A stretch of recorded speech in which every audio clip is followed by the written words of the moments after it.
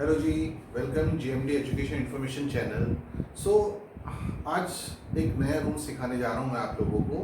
आमतौर पे हम क्या करते हैं कि हम नाउन को प्लूरल बनाने के लिए, सिंगुलर से प्लूरल बनाने के लिए एस या ईएस का इस्तेमाल करते हैं। Pen, pens, pencil, pencils, table, tables, chair, chairs, why, wise, dish, dishes.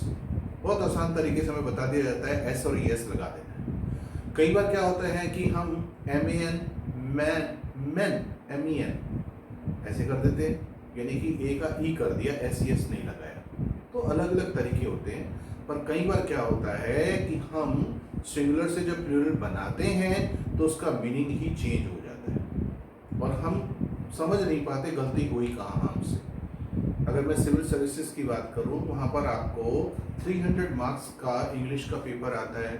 उसके अंदर बहुत कुछ लिखना होता है, ग्रामर भी आती है, एस्से भी आता है, बहुत कुछ होता है। अगर मान लीजिए ये सारे रूल्स जो मैं बताता रहता हूँ आपको अलग अलग वीडियोस में, अगर आपको नहीं पता तो आप गलती करके आएंगे तो आपको नंबर अच्छे नहीं मिलेंगे। नंबर अच्छे नहीं मिलेंगे तो आप कैसे आगे बढ़ेंगे?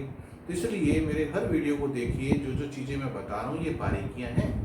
अब जैसे हम बात करते हैं, यहाँ पर मैंने लिखा nouns with different meanings in plural, यानी कि वो नाउन जो सिंगुलर में जो मीनिंग देते हैं, प्लूरल करते के साथ ही उनका मीनिंग चेंज हो जाता है। जैसे गुड, गुड्स, गुड का मतलब अच्छा। अब हमें लगेगा गुड्स का मतलब बड़े सारे अच्छे, पर ऐसा नहीं होता। गुड का मतलब अच्छा, तो गुड्स का मतलब आइटम्स हो जाता है। मैं बोलता हूँ there are many goods in this coach.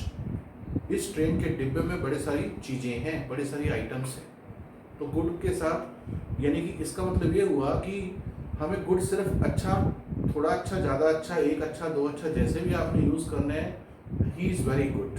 अब इसके अंदर गुड और वेरी गुड ऐसे करके आप बोल दीजिए, पर गुड्स नहीं बोलना। गुड्स बोलते ही गलत हो जाएगा, यानी कि मीनिंग वो वाला नहीं होगा जो आप सोच रहे हैं। तो आप जब आइटम्स के बारे में बात करना चाहें तब आप गुड्स बोल सकते हैं। नेक्स्ट है फोर्स। फोर्स का मतलब होता है ताकत। Use force to shift this table और ड्रैग दिस टेबल। पर जैसे ही आप फोर्सेस बोल देते हैं, इसका मतलब ये नहीं है कि 4-6 लोगों की ताकतें आ गई। अब यहाँ फोर्सेस का मीनिंग हो गया सेनाएं, जैसे आर्म फोर्सेस, सशस्त्र सेनाएं, डिफेंस फोर्सेस, रक्षा सेनाएं, पैरामिलिट्री फोर्सेस, अर्धसैनिक बल। तो ऐसे करके फोर्सेस का मतलब हो जाता है सेनाएं, चाहे वो डिफेंस वाली हो या पैरामिलिट्री हो, पुलिस फोर्स हो, उसके लिए भी अलग अलग जब कंट्रीज की बात करेंगे तो फोर्सेस के टोन में आएगा। Return, returns, return my book, return my car, मेरी कार वापस कर दो। Please return my book which you have borrowed, जो आपने बोरो की है वो बुक मेरी वापस कर दो। तो रिटर्न का मतलब तो ये हुआ, पर रिटर्न के साथ अगर एस लगा जाते हैं तो ये वो वाला हो जाता है। जैसे बोलते हैं रिटर्न्स फाइल नहीं किए। आपको पता है रिटर्न्स का मतलब क्या है? इनकम टैक्स रिटर्न्स, इस तरह से। सैंड, सैंड का मतलब रेत, पर सैंड्स का मतलब बहुत सारी रेत नहीं हो जाएगा। सैंड चाहे थोड़ी सी हो चाहे बहुत सारी हो, सैंड ही बोली जाएगी। पर जैसे ही आप उसके साथ एस लगाते हैं वो डेजर्ट बन जाती है। डेजर्ट की स्पेलिंग की तरफ भी हमें ध्यान देना चाहिए। DESERT, डेजर्ट मैंने मरुस्थल, और सैंड्स भी बोल सकते हैं। जैसे बोलता हूँ in the Sands of Thar he got lost, ऐसे करके।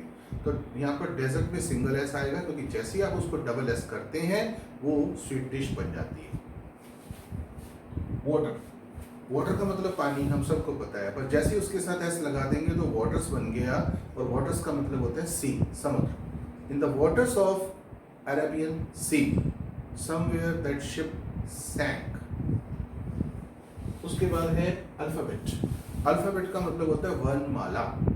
जैसे मैं बोलता हूँ alphabet, right 26 alphabet ABC। Alphabet of Hindi are क ख, इस तरह से। पंजाबी उड़ा आड़ा ईड़ा, ऐसे करके ये अल्फाबेट हो गए। पर अगर हम बात करें अल्फाबेट्स की तो ये लैंग्वेजेस हो जाती हैं, भाषाएं हो जाती हैं, अलग चीज़ हो जाती है। ऐसी वर्क, वर्क का मतलब काम। अगर आप बहुत सारे काम बोलना चाहते हैं तब भी वर्क रहेगा, सिंगल काम है तब भी वर्क रहेगा। जैसे my wife is working in kitchen. अब यहाँ पर ये डिफाइन नहीं किया गया कि एक काम कर रही है, दो कर रही है, तीन कर रही है। एक कर रही है तब भी यही बोला जाएगा, दो से ज़्यादा कर रही है तब भी यही लगा जाएगा। तो इसका मतलब, पर आप बोलेंगे वर्क के साथ एस लगा के फिर क्या बना? वर्क के साथ एस लगाते ही वो रचनाएं हो जाता है। एक एक्सेप्शन है, वो है प्रेजेंट इंडेफिनिट में। अगर मैं बोलता हूँ she works in kitchen daily, अब यहाँ पर वर्क का मतलब काम ही है, अब रचनाएं नहीं है। क्यों? क्योंकि शी के साथ वर्क्स लगाना प्रेजेंट इंडेफिनिट में मजबूरी है, शी के साथ, ही शी इट थर्ड पर्सन के साथ। पर जब जनरली हम बोलते हैं तो इसका मतलब रचनाएं होता है। जैसे the works of Tulsidas, the works of Munshi Premchand, the works of William Shakespeare.